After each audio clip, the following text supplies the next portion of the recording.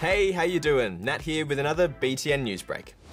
A baby humpback whale has been rescued off the coast of Queensland, and while that is great news, it's also controversial.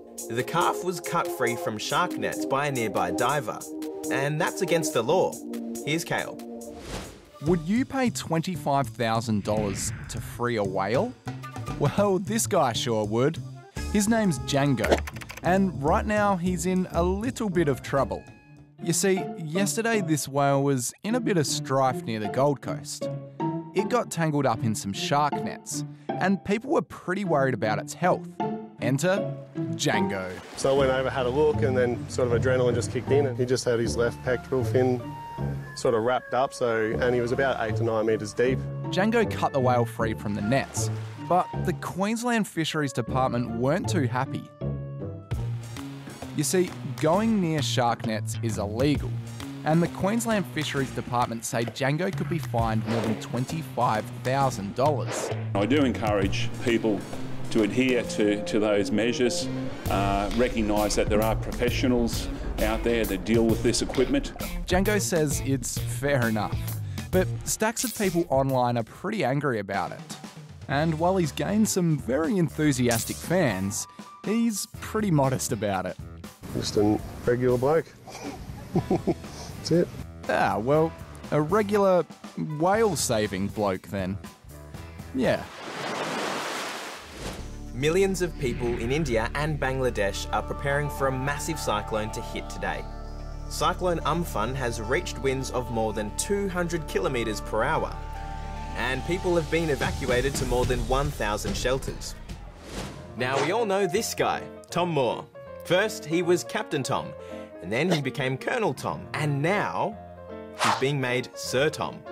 It all comes after the UK's Prime Minister, Boris Johnson, put in a special nomination for him to be knighted, and the Queen gave it the A-OK. Nice one, Tom. The Tasmanian Tiger lives on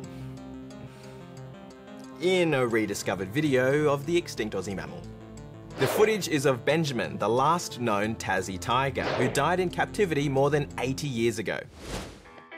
The thylacine, aka the Tasmanian tiger, has officially been extinct since the 1930s, though some people are convinced they're still out there and search the wild for them. Others search for them in an entirely different way.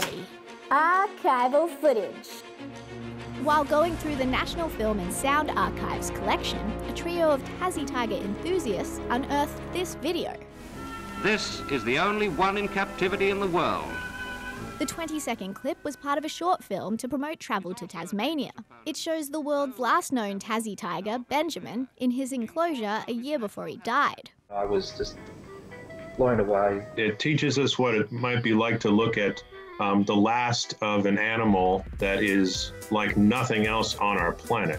This film has not been publicly screened, we believe, since 1935. Videos of the species are kind of endangered themselves. Fewer than 10 films have survived, with just minutes of footage in total. So this finding is very exciting, and the search isn't over. There is every chance there'll be more precious seconds of the thylacine being uncovered, and so we really hope that happens. We're going back to basics now as we let animals teach us our ABDs. No one said animals were good at spelling. They are, however, connoisseurs of art. These Humboldt penguins from Kansas City Zoo took some time out of their busy schedule to take in the sights of the Nelson-Atkins Museum. It's closed to human visitors, but the museum made an exception for a few inquisitive characters. If there's one creature we can learn a lot from, it's bees. They spend their whole lives pollinating plants, and some make delicious honey. We humans would be in major trouble without them, and that's why people everywhere are all abuzz over this year's World Bee Day. That's today, in case you're wondering, but you can appreciate bees and the gooey, sticky goodness they make whenever you like, really. And finally, here's another great example of working together. A superpod of more than 1,000 dolphins in the US chasing fish. That one's got a serious jump. That's all we've got time for today, but we'll be back again tomorrow. See you then.